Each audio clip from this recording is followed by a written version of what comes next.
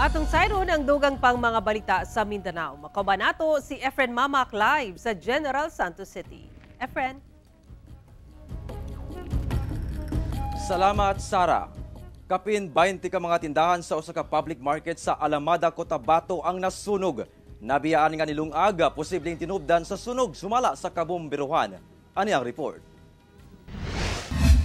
Baga nga kalayo ang milamoy sa pipila ka mga tindahan sa Dado Public Market sa Barangay Dado, Alamada, Cotabato, mag-alas 5 sa hapon adlawng Miyerkules.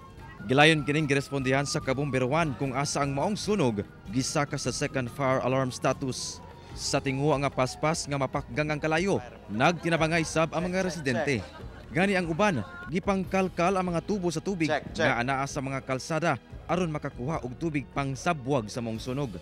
Nadeklarang fire out ang maong sunog human ang 3 ka oras. Matud sa BFP ug MDRRMO Alamada, miabot sa 23 ka mga tindahan sa maong public market ang nasunog.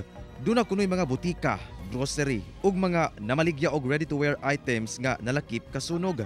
Gibana-bana ang kantidad sa 2.4 million pesos ang danyo sa sunog. Sumala sa MDRRMO, dunay 4 ka mga lalaki ang samdan atol sa sunog. Usa niini, sundalo nga mitabang sa pagresponde sa mong sunog. Hinuon luwas na kini. Nagboluntoy kasi yung natin, mga trainees natin army. Kasi malapit naman dito yung camp natin. Tumulong sila, isa doon yung na-injured.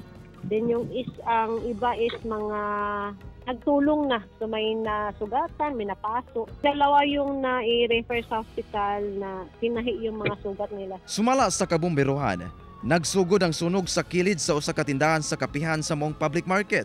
Nabiyaan nga nilungag ang posibleng usa sa mga tinubdan sa sunog. Gilid ng kapihan, sir, may grocery store. Tapos ang katabi yung kapihan kasi is, siya, nakasarado siya. Walang tao, walang tinda.